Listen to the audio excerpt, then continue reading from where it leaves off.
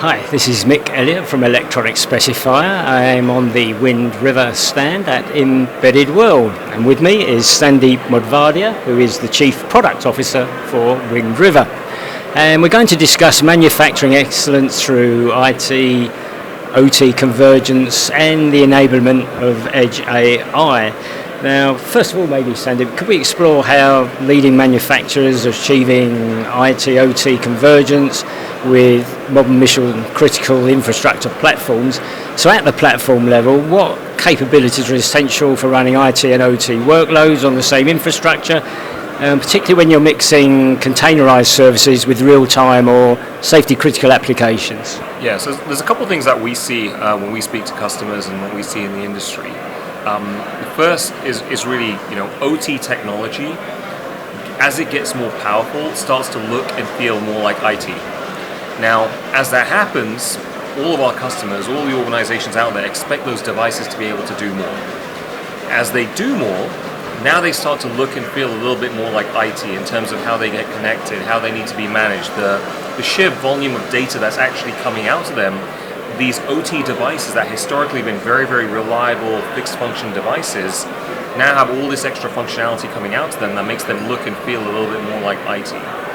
And so what we see typically happening is really using the best of both worlds. Like, I still want my deterministic environment, I still want my deterministic behavior, I want that reliability that I've come to know and love, but what I want is the flexibility of the IT application system to live on top of it.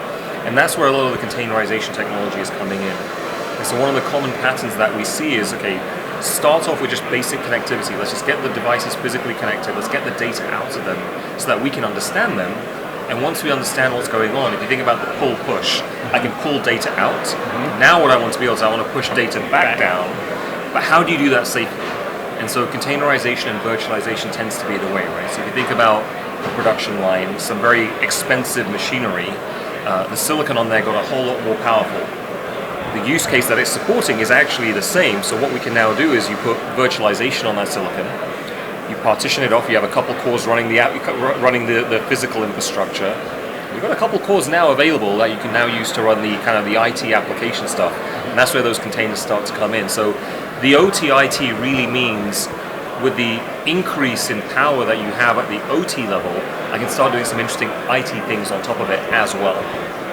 And you're engaging with customers on this now? All day, every day. And we take all of our signals directly from what we hear in market with our customers. Okay, so when you're integrating brownfield OT systems, what patterns or interfaces have you found most effective for bridging legacy protocols with cloud native architectures? Yeah, I think the first thing is you can't go and rush at it all at once, right? That's where we see most projects fail. Somebody says, well, look, I've got this, dumb machine, if you will, and I want to make it smart. So they kind of jump to the nth state, and most of those projects tend to fail. So where we see success is where somebody says, look, I'm going to take an incremental approach. Let me get it connected, let me get the data out, then I'll get my analytics, then I can get predictions, and once I get predictions, then I can go to recommendations, and once I get recommendations, I can move to autonomous.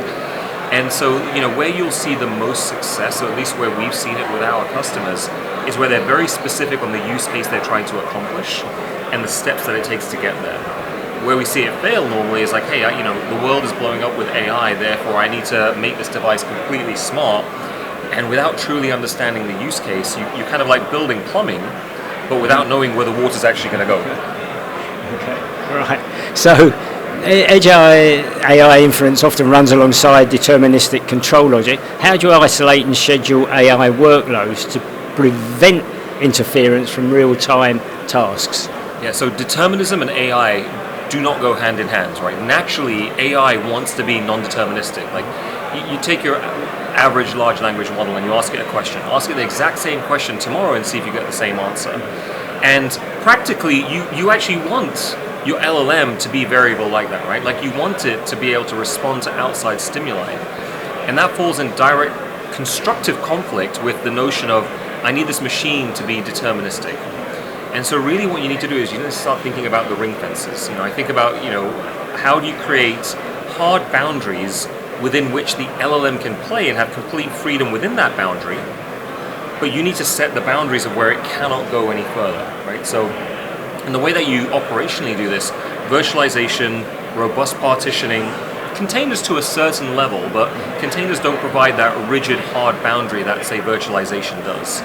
And then at the logical level, you have to be okay with the fact that you have to choose either absolute determinism, or you have to choose, I want something to run amok. And in reality, what actually happens is, okay, I'm going to set the hard deterministic boundaries, and then I'm going to sandbox my model to give it some level of freedom, but I'm going to stop it doing something completely crazy. You know, the analogy that I would use is I'm going to build a self-driving vehicle, but I'm going to put a hard limit on how fast it can go.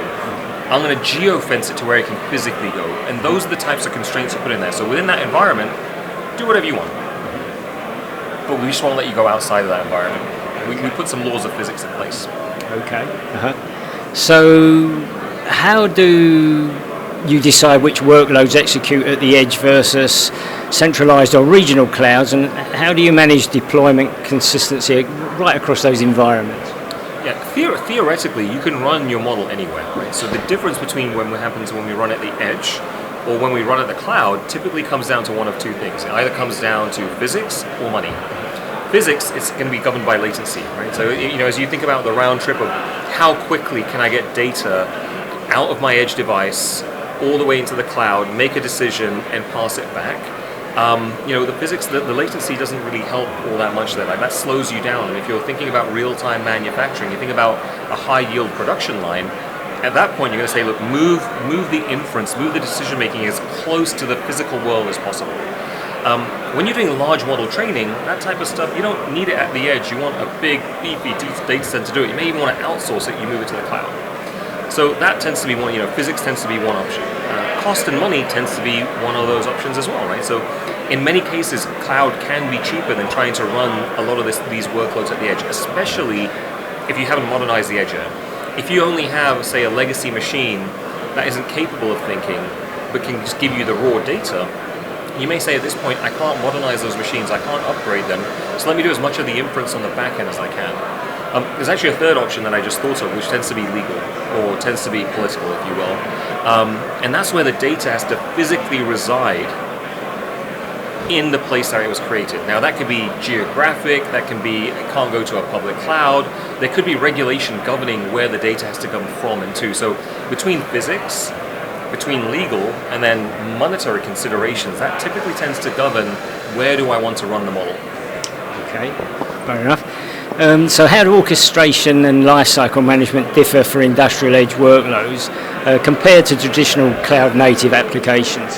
If you think about a traditional cloud-native application, something that, you know, take your typical SaaS application, large cloud-native, the way they think about updates, the way they, you know, push out things. One of the things that happens there is you can do a lot more rollbacks, right? So if a model is, you know, if you have a broken model, if you want to stage a model, if you want to geographically do A/B testing, you can do a lot of that easier when you have a large cloud scale infrastructure. When you're thinking about a real production line, you know, most organizations that I speak to don't have an A/B test on their factory line, right? They don't have a test factory for playing and testing things around. And so one of the things you have to do there is you just have to have way more testing in the loop that to happen before you can start pushing those models down. And when you push those models down, you have to weigh to be able to roll them back very quickly as well, right? So when we think about orchestration of AI models at the edge, the things that come into play is, one, I typically have smaller model updates than I do in the cloud. Two is they're going to get pushed down with a greater frequency than I would move them in the cloud. Three is the risk of, or the impact of a failure, or the impact of something breaking is significantly higher, because that can mean the production line goes down. You know, in the cloud, worst case that happens, you annoy a couple of users, you've got a couple of different tenants, it's not great, but you can manage it. Factories are not built, production lines are not built with that same level of resiliency or that same level of redundancy, and so the checks and balances are significantly higher compared to how you do it in the cloud. And you can build that resilience in. I think you can build that resiliency in. Now, there's tools that you can use. You can use, you know, virtualization, there's digital twins out there, there are smaller pockets or smaller deployments you can have testing labs. There are ways to do it. Ultimately, it comes down, it's a cost-benefit analysis, right? Are you willing to put those gates in order to be able to test your models? And in most organizations, the answer to that is obviously yes, because the benefit outweighs the cost over a period of time. Okay. So data sovereignty and security constraints limit where data can be processed or stored. So how should developers architect data pipelines and AI workflows to respect those constraints while still enabling analytics and learning loops? Yeah, so the first thing is I don't think developers should, right? Like this is not an engineering decision, right? This is a business decision driven by legal and driven by compliance and driven by risk. And I think that's the first thing that we tend to get wrong is engineers are great at building stuff. I don't think they're great at reading legal documents to determine how data should be governed. So I think that's the first thing is you need to make sure your policy is in place through whatever strategy team you have. I think the second thing then is now you have to tell the developers, okay, here's how the data's going to run. Here's where it needs to live. Here's how it needs to be governed. And then you set a set of rules up for them so they can build and architect accordingly. The challenge comes is that regulations change, right? They tend to come slowly and evolve slowly, but once they get set, they tend to move pretty quickly after that, right? Because every year there'll be a policy refresh or there'll be some, new body that comes in and tweaks it. And so the real thing that you need to then solve for is, do I have the flexibility afterwards to change this? Are you building enough flex in your architecture that if all of a sudden you need to move one data store from this region to another, you can do it quickly, right?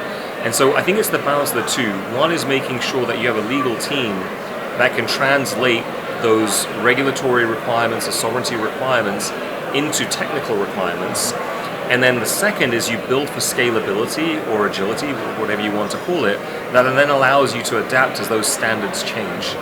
And look, a great example of this is in the US today, right? If you think about sovereignty issues with the US and the geopolitical situation, a country that may have once been a partner country may now be considered not a partner country, and so you need to move resources out and move them around, right? So the ability to be flexible and to be able to bend to the frequently changing regulations is definitely a muscle that organizations need to build. And is that something Wind River keeps an eye as well, the regulatory changes? Absolutely. We operate in a number of regulatory environments. So our heritage is in aerospace and defense, which is a highly regulated environment, right? Like, there's no such thing as a minute of downtime when you're dealing with planes in the sky, right? That's a bad thing. So when we think about regulated environments, it's not just aerospace or defense or say automotive or industrial. We deal with all of those, and we have to deal with them on a geographic basis because the regulations we get from the UK are different to what we may have in the EU, which is different to what we may have in North America, and what we have in each of those regions may be different 3 years from now, 5 years from now. So there's a time horizon, there's a geographic horizon, and then you have an industry cut against it. So there's 3 dimensions that we have to manage across. Right. Okay. So as AI models and edge applications evolve, how do you manage versioning, compatibility, model updates across thousands of distributed devices without disrupting your operations? I think the reality is it comes down, again, cost-benefit analysis, right? So the amount of money that you want to put in to be able to manage it and how much risk are you willing to put up with, right? So when you get to thousands, tens of thousands, millions of devices and you want to be able to do orchestration across all of them, I think one of the things that's really important to understand is what's the category of different devices that you have, the category of the endpoints. Typically, different endpoints will have different level of sensitivities, they'll have a different valuation associated with them. And much like any type of risk matrix, you're going to say, okay, well, I need to manage the risk on category A differently to what I do in category B, and I'll build infrastructure accordingly. So the way that we think about it when we're working with our customers is, okay, well, what's the type of device that our customers are building? How much risk are they willing to tolerate? And what's the impact of the risk? If we're working with, say, aerospace and defense, they may have 50 aircraft in the sky or on the ground when we need to manage them. And so you can actually, and those aircraft are very expensive, right? So accordingly, managing 50 devices that are very expensive is actually pretty easy. We deal with a large consumer manufacturer, and they have hundreds of thousands of devices that might only be $100 each. In their case, look, if it fails, it's a lot easier to manage, and so they might not be as willing to pay as much for the infrastructure up front to be able to manage those devices. They're designed to be disposable. And if it's designed to be disposable, sometimes it's just easier to say, okay, you know what, the device is bricked, I'm just going to ship you a new one, rather than paying and building out a full OTA environment, right? So it really is a spectrum based on what are you building, what's the value that you ascribe to it, and then what's the cost of remediation? Because sometimes a truck roll actually is easier than a full OTA recall. Okay.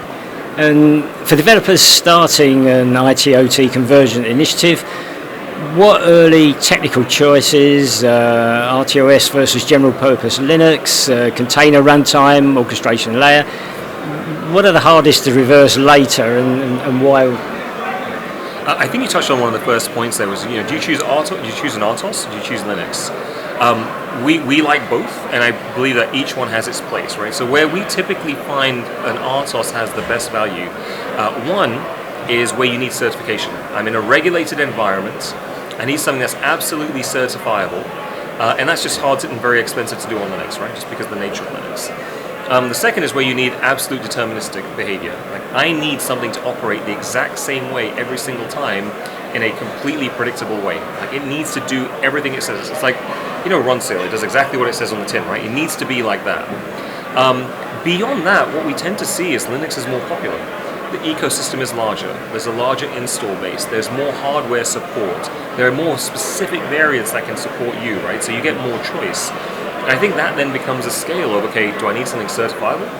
Do I need something deterministic? And if not, Linux is a really, really good choice out there. I think the hard part then after that is, okay, well, which Linux do I choose? What's the architecture pattern that I'd want to use? Do I need to make a cloud backend decision to be able to support that? And do I have the right connectors? And at that point, you're no longer talking about a single piece of software that you need to choose. You're architecting for an entire system, and you get a lot more voices in there. In fact, not only do you get a lot more voices and opinions, you get a lot more votes and vetoes as well. And then that starts to become a committee-based decision as opposed to a technology-based decision. And finally, we're here at Embedded World, so what briefly can visitors to the show expect to find on the Wind River's booth? Yeah, we're really excited about what we have this year. For the first time, we're really talking about physical AI. So think about actuation in the real world. We've spoken about AI for a very long time. When we think about the ability to sense, think, and act, that's really where we think there's a huge opportunity, and Wind River is very uniquely placed to be able to do that. Not just because of our software, but because of our parent company, Aptiv, and their history in building physical systems as well. So we're very excited about that. On the OT IT side, talking about Wind River Cloud Platform, the ability to build these large-scale systems, that include the RTOS, that include Linux, that include the back-end cloud, all working seamlessly together. In fact, I'll be talking about that later on this afternoon. And the third thing that I'm really excited about is some of our testing and simulation technology. Again, something that we touched on before. Building for the embedded world is difficult, right? Like you build software that lives in the cloud, you can test it, you can run it, you can do everything you want on your own machine. When you're targeting hardware, you don't always have the target hardware, right? You typically have more developers than you do hardware. So our virtualization and testing technology is something we're very excited about, because it actually means developers can be far more productive, and we can actually reduce costs for our customers as well. Okay, Sandeep Modhvadia from Wind River, thank you very much indeed. My pleasure, thank you for having me. Thank you.